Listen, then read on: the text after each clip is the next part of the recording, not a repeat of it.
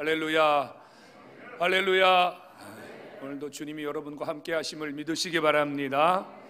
우리는 하나님이 계시기 때문에 행복하고, 우리는 하나님이 계시기 때문에 어떤 일이 있어도 두려워하지 않는 줄로 믿으시기 바랍니다. 세상 사람들은 그렇지 않아요. 이 세상에서 가장 불행한 게 뭔 줄 아십니까? 세상에서 가장 불행한 것은 돈이 없는 것도 아니고, 집이 없는 것도 아니고, 옷이 없는 것도 아니고, 자식이 없는 것도 아니고, 이 세상에서 가장 불행한 것은 내일에 대한 기대가 없는 겁니다. 내일에 대한 희망이 없는 거예요. 내일에 대한 희망이 없는 사람처럼 불행한 사람이 없습니다. 우리가 아침에 벌떡 일어나는 이유는요, 오늘도 무언가 해야 되겠다, 해야 될 일이 있다.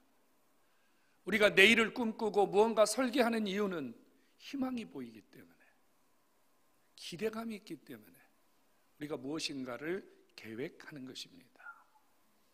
오늘 12절과 13절은요, 하나님이 이스라엘 백성들을 향하여 일종의 선고를 내린 겁니다. 너희들이 지금 상처가 심하고 너희들이 부상을 당해서 질병이 너희 안에 아주 중한데 너희에게는 약도 없고 처방도 없다. 무슨 말씀이죠? 일종의 사형 선고입니다. 너희들에게 해줄 게 아무것도 없다는 거예요. 여러분, 우리가 살면서 아파요. 질병에 걸립니다. 그런데 우리가 아프지만 희망을 갖는 것은, 소망을 갖는 것은 병원이 있기 때문이에요. 의사 선생님들이 있기 때문이에요. 병원 가면 나을 수 있다. 선생님 만나면 치유할 수 있다. 희망이 있기 때문이에요. 그래서 여러분들이 희망을 가지고 병원에 갔어요. 그런데 선생님이 여러분들에게 이렇게 말해요. 죄송합니다. 제가 드릴 수 있는 약이 없습니다. 제가 치유할 수 있는 방법이 없습니다. 사형 선고죠. 그때까지는 절망감, 그때까지는 이 좌절감, 무엇으로 표현할 수 있겠습니까? 우리는 가끔씩 그런 경험하잖아요. 어딘가 좀 아파요. 그래서 밤새 선생님의 처방 없이 우리가 이런저런 생각을 하잖아요. 이거 혹시 암 아닌가? 이게 죽을 병 아닌가? 이거 문제가 아닌가? 이러거든요. 그런데 아침에 선생님한테 갔더니 아무것도 아닙니다. 걱정 안 하셔도 됩니다. 그러면요, 일시에 그런 불안과 두려움이 다 사라져버려요. 그런데 거꾸로요. 아무 문제 없이 병원에 갔는데 제가 드릴 말씀이 없습니다. 이러면 우리는 한순간 모든 것이 다 무너져 버리는 거예요. 주님이 지금요, 이스라엘 백성들에게 이런 사형 선고를 내렸어요. 나는 너희들에게 줄 약이 없다, 줄 처방이 없다. 그러면서 14절에는 더 심각하게 말합니다. 너희가 지금 상처가 깊고 너희에게 질병이 중하여 너희가 지금 치유를 받고 너희가 지금 회복을 받아야 되는데 내가 너희 주변을 다 차단해버리겠다는 거예요. 너를 찾는 자가 없을 것이다. 모두가 너를 버리고 모두가 너를 외면할 것이다. 여러분, 혼자 버려진 느낌 아십니까? 혼자 버려진 느낌 말이에요. 요즘 우리 주변에 고독사라고 하는 것이 종종 보도가 됩니다. 홀로 사시는 분들이 고통과 절망 속에서 쓸쓸하게 죽음을 맞는 것이죠. 어떤 면에서는 자기가 느끼는 육신의 고통보다도 나 혼자 이렇게 쓸쓸히 죽어가야 된다는 그 고독감이, 그 외로움이 훨씬 더 강하게 그를 짓눌렀을 겁니다. 그런데 주님이 지금 이스라엘 백성들에게 똑같은 말씀을 하세요. 평소에 네가 그렇게 좋아하고 너를 사랑하고 또 네가 그렇게 즐겨 찾았던 그 모든 사람들이 너를 외면할 것이다. 쉽게 말하면 너는 주변으로부터 버림을 당하게 된다는 거예요. 주님이 한마디 더 덧붙였습니다. 사실은 지금 네가 겪고 있는 이 고통이, 이 아픔이 내 것이 아니라 원래는 네 원수가 당할 고통이었다. 그런데 내가, 하나님이 하시는 말씀이거든요. 내가 여호와 하나님 당신이 원수가 당해야 될 고통을 다 너에게 당하게 하고 있다. 그러면서 주님이요, 이런 표현을 하셨어요. 잔인한 징계를 내가 지금 너희들에게 붓고 있는 것이다. 여러분, 이 얼마나 지금 숨막히는 이야기입니까? 다른 분도 아니고 하나님께서 우리의 삶을 이다지도 철저하게 외면하고 계시는 거예요. 왜 이렇게 된 것입니까? 여러분, 우리 냉정해 봅시다. 만일 하나님께서 지금 이 순간 저와 여러분들에게, 이 백성들에게 주셨던 이 말씀을 똑같이 주신다면 여러분 어떻게 하시겠습니까? 나는 너에게 줄 약도 처방도 없다. 네 주변을 다 끊어버리겠다. 내가 너에게 혹독하고 잔인한 징계를 퍼부어 주겠다. 여러분, 웃을 수 있겠습니까? 잠잘 수 있겠습니까? 여러분, 밥이 넘어가겠습니까? 여러분, 얼마나 이 절망감 속에 몸부림치겠냔 말이에요. 하나님 왜 그러시는 거죠? 이유가 있을 거 아닙니까? 여러분, 사람에게 이렇게 외면을 당하는 것도 이유가 있을 것인데, 하물며 나를 지으시고 나를 긍휼히 여기시고 나를 이 땅에 보내신 아버지가 나에게 이렇게 냉정하게 등을 돌리셨다면 분명히 뭔가 이유가 있을 거라 그 말이에요. 사랑하는 성도 여러분, 하나님이 우리를 향하여 가지신 마음은 진노가 아닙니다. 하나님이 우리를 향하여 가지신 마음은 우리를 망하게 하는 것이 절대 아닙니다. 하나님이 이렇게 그 백성들을 향하여 불편한 마음을 갖고 계시다면 정말 하나님 그분이 마음을 돌이킬 수 없는 분명한 뭔가 있다는 거예요. 원인이 있다는 거거든요. 그 원인이 무엇일까요? 오늘 우리가 이 원인을 찾아서 이 원인을 제거하고, 우리에게도 상처가 있잖아요. 우리에게도 질병이 있잖아요. 우리에게도 아픔이 있잖아요. 우리에게도 문제가 있잖아요. 여러분, 하나님이 열어주시고 치유해 주시고 회복시켜 주시는 이런 은혜를 다 누릴 수 있기를 주의 이름으로 축원합니다. 원인을 알면 해결이 되는 거예요. 병원에 가도 원인이 알면 해결하는 거예요. 원인을 모르면 선생님도 손 못 대요. 원인만 찾으면 해결할 수 있는 거예요. 원인은 멀리 있지 않습니다. 여러분, 하나님이 우리에게 등을 돌리신 이유는 우리의 상처가 회복되지 않고 우리의 질병이 치유되지 않고 우리의 문제가 해결되지 않는 원인은 멀리 있는 게 아니고 바로 내 안에 있습니다. 내 속에 있습니다. 주님이 오늘 14절과 15절에 이렇게 말해요. 내 악행이, 내 죄가 14절 15절에 계속하여 주님 말씀하고 있어요. 여러분, 우리가 치유되지 못하는 것은, 우리가 회복되지 못하는 것은, 우리가 문제 속에서 벗어나지 못하는 것은 하나님 때문이 아니고 내 죄 때문이란 말이에요. 죄 말이에요. 그런데 주님이 악행이라는 표현을 썼어요. 성도 여러분, 악행이 뭔 줄 아세요? 악행이라는 말은요, 알면서도 저지르는 범죄를 악행이라 그래요. 아, 이거 하면 하나님이 싫어하시는데 알면서 그거 하는 거예요. 여기 가면 하나님이 싫어하시는데 알면서 행하는 거예요.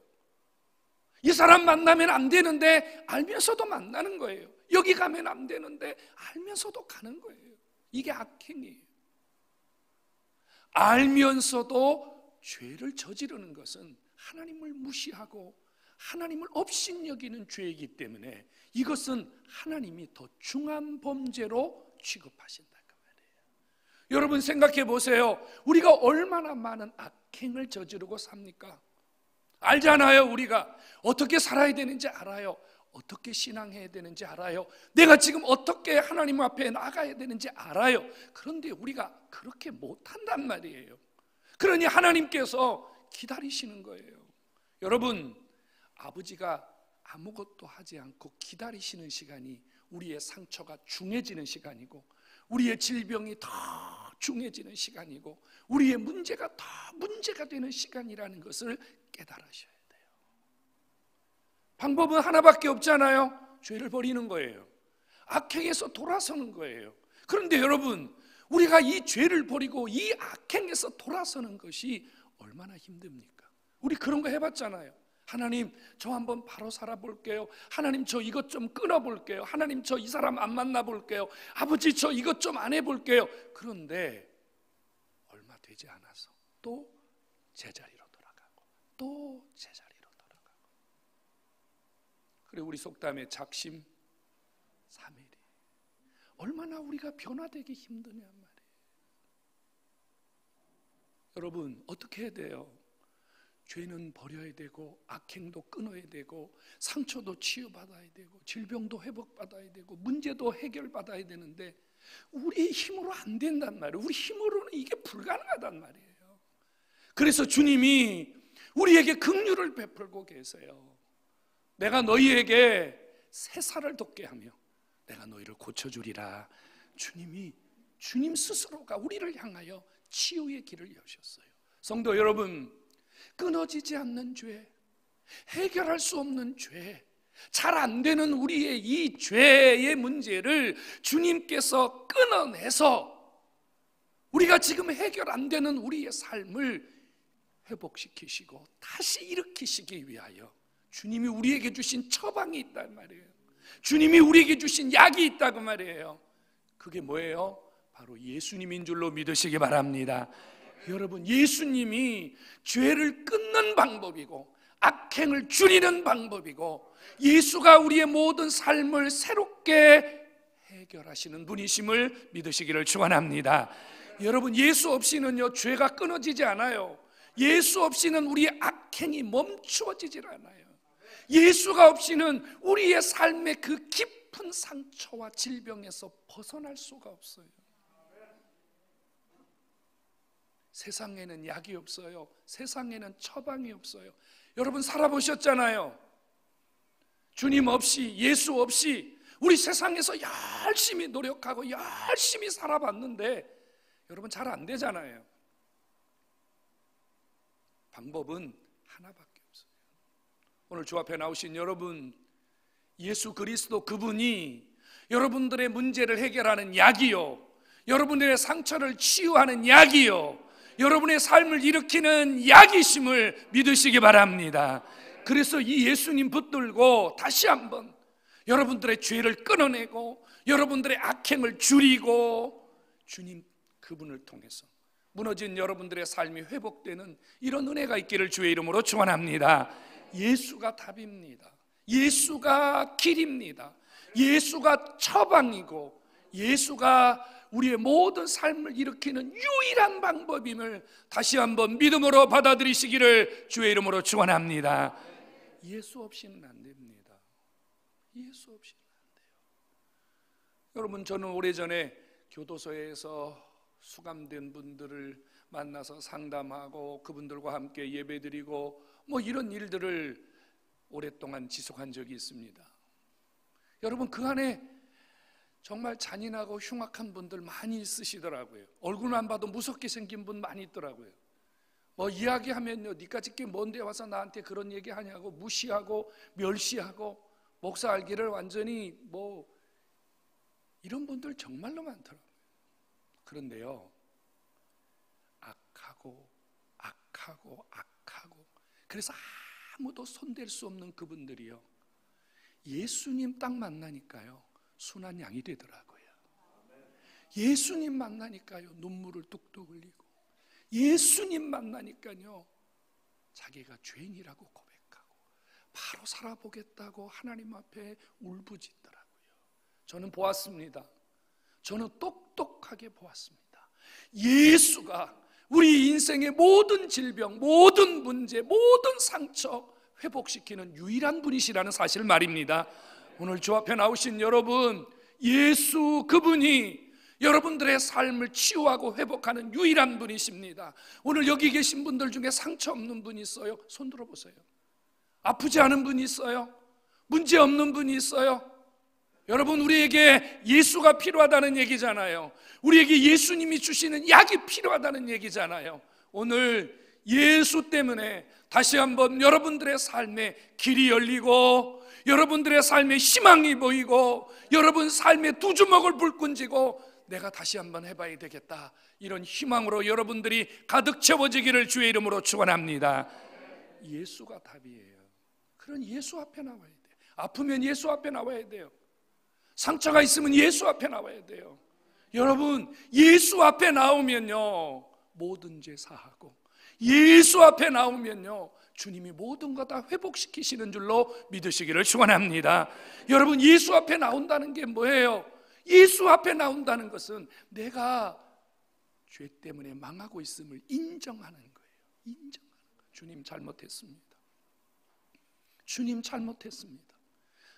저의 죄가, 저의 문제가 지금 내 삶을 이렇게 무너지게 하고 있습니다. 주님 도와주세요. 주님 살려주세요. 주님 붙잡아 주세요. 여러분, 진심으로 회개하고 진심으로 주님의 도우심을 구하면 우리 하나님 절대 거절하는 법이 없으신 거 믿으시기 바랍니다. 우리가 만일 우리의 죄를 고백하면 그는 미쁘시고 의로우사 우리의 모든 불의와 죄악에서 우리를 건져주시리라. 할렐루야. 주님의 약속입니다. 주님이 왜 십자가 지셨어요? 주님이 왜 십자가에서 그 험한 꼴을 당하셨어요? 내 아픔, 내 상처, 내 질고를 담당하시려고 주님이 십자가 받으신 거예요. 그러니 주님, 내가 예수님 붙듭니다. 내가 예수님 은혜를 갈망합니다. 내가 주님 때문에 살고 싶습니다. 아버지 붙들면 다 살려주시고 회복시켜 주시는 줄로 믿으시기 바랍니다. 예수입니다. 예수 놓치면 끝이에요. 예수가 세상을 돕게 하고 예수만이 우리 인생을 고칠 수 있습니다. 누구든지 주님의 이름을 부르는 자는 구원을 얻으리라. 누구든지 오늘 주 앞에 나오신 여러분, 예수님 붙드시고 치료받고 예수님 붙드시고 회복 얻고 예수님 붙드시고 다시 한번 희망과 용기를 갖는 그런 은혜가 있기를 주의 이름으로 축원합니다. 여러분, 고침받아야 새 은혜가 쏟아지는 거예요. 오늘 성경이 말해요. 18절과 19절에요. 뭐라고 말씀하시냐면 주님이 고쳐준 사람, 주님에게 고침받은 사람에게는요 주님이 몇 가지 은혜를 주시는, 첫째는요 그들의 거처에 사랑을 베풀 것이라 그랬습니다. 여러분, 상처투성이, 문제투성이, 아픔투성이, 여러분 거기에 사랑이 있을까요? 거기에 은혜가 있겠냔 말이에요. 그런데 주님이 우리에게 희망을 주세요. 주님에게 고침받은 사람이 가는 그곳에, 그 거처에 사랑을 베푸신다고 말해요. 오늘 여러분들이 예수 붙들고 치유받고 가시면 여러분들이 머무는 가정이 예수의 사랑으로 가득 채워짐을 믿으시기 바랍니다. 여러분들이 그 주님의 치유를 받고 고침을 받고 가서 일을 하시면, 사업을 하시면, 직장에 가서 일하시면, 자녀를 키우면, 여러분들이 무엇을 하면 주께서 그곳에 말할 수 없는 사랑을 베푸심을 믿으시기 바랍니다. 여러분, 고침받은 자에게 하나님이 사랑의 물줄기를 부어주시는 거예요. 사랑 말이에요. 주님에게 고침받아야 돼요. 주님이 고침받은 자에게요 주님이 무슨 복을 주시는 줄 아십니까? 그가 하는 모든 일에 복을 주시겠다고 말해요. 성경이 뭐라고 말하냐면 하는 일마다 번성하게 된다고 그래요. 하는 일마다. 여러분, 문제의 사람이 무슨 일을 하면요 그 문제가 그 새로 하는 일에 계속 이어지는 거예요. 해결받은 사람이 새로운 일을 해야 더 좋은 길이 열리는 거예요. 우리 주님이요 이렇게 약속해요. 고침받고 치유받고 새 사람 된 사람이 무언가 하게 되면 그가 결혼을 하든지 사업을 하든지 직장을 구하든지 장사를 하든지 아버지가 그가 하는 일마다 번성하게 해주시는 약속을 주고 계십니다.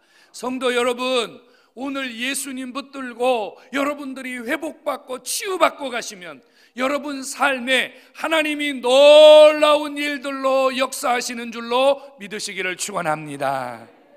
그 다음에 주님 뭐라고 말씀하시냐면 존귀한 자가 되게 해주시기. 존귀한 자. 여러분, 아프고 상처투성이의 사람은요 존귀한 자가 아니에요. 사람들 싫어해요. 맨날 만나면 아파요. 맨날 만나면 힘들어요. 매일 만나면 뭐가 어쩌고 저쩌고.